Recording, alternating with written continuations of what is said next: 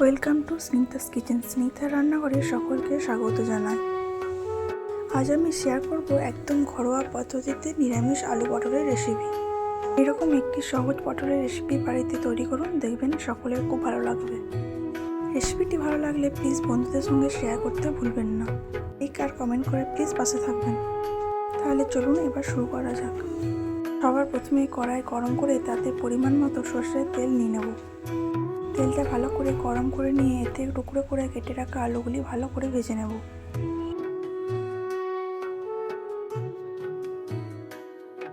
আলুগুলিতে দিয়ে দেবো পরিমাণ মতো লবণ আর দেবো সামান্য হলুদ। আলুগুলি ভালো করে হাই ফ্লেমে নাড়তে নাড়তে ভাজতে থাকবো। এবার আমার আলুগুলি ভাজা হয়ে গেছে, দেখুন ভালো করে ভেজে নিয়েছি। এবার আলুগুলিকে তেল থেকে তুলে নেব। আলু ভাজার পর ওই তেলেই পটলগুলি ভেজে নেব। পটলের খোসাগুলি অল্প ছাড়িয়ে দু টুকরো করে কেটে নিয়েছি। পটলগুলি ভাজার সময় দিয়ে দেবো সামান্য অল্প লবণ আর দেবো সামান্য পরিমাণে হলুদ। পটলগুলোকেও কিন্তু একটু ভালো করে ভেজে নিতে হবে।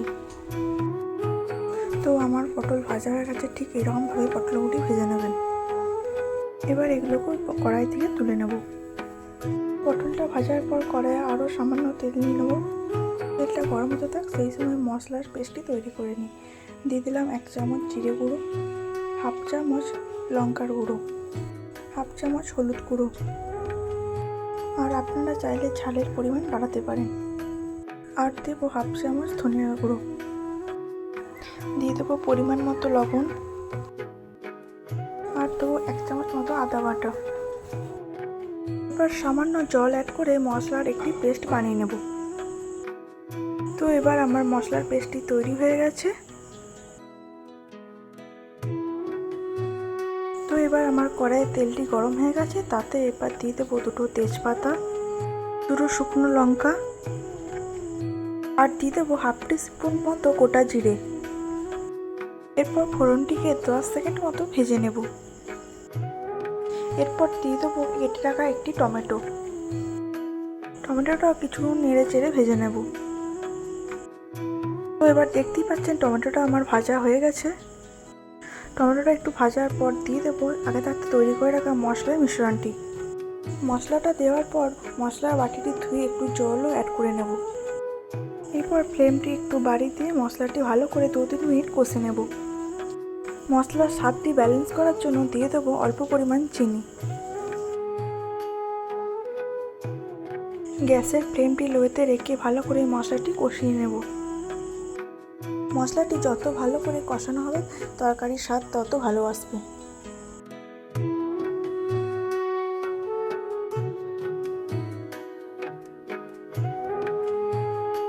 মশলা থেকে এবার আমার তেল ছেড়ে এসেছে। মশলাটির মধ্যে আগে থাকতে ভেজে রাখা পটল আর আলু অ্যাড করে নেব।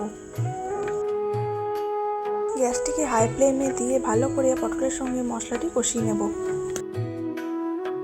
তরকারিটি আমার ভালো করে কষানো হয়ে এসেছে। এরপর আমি পরিমাণ মতো জল অ্যাড করে নেব। আপনাদের যেমন গ্রেভি প্রয়োজন আপনারা সেই রকম জল অ্যাড করে নেবেন। যদি আমরা এই তরকারিটি ভাতের সঙ্গে পরিবেশন করি তাহলে গ্রেভিটি একটু বেশি রাখা প্রয়োজন। আর যদি রুটি পরোটার সঙ্গে খাওয়া হয় তাহলে গ্রেভিটি একটু কম রাখলেও চলবে।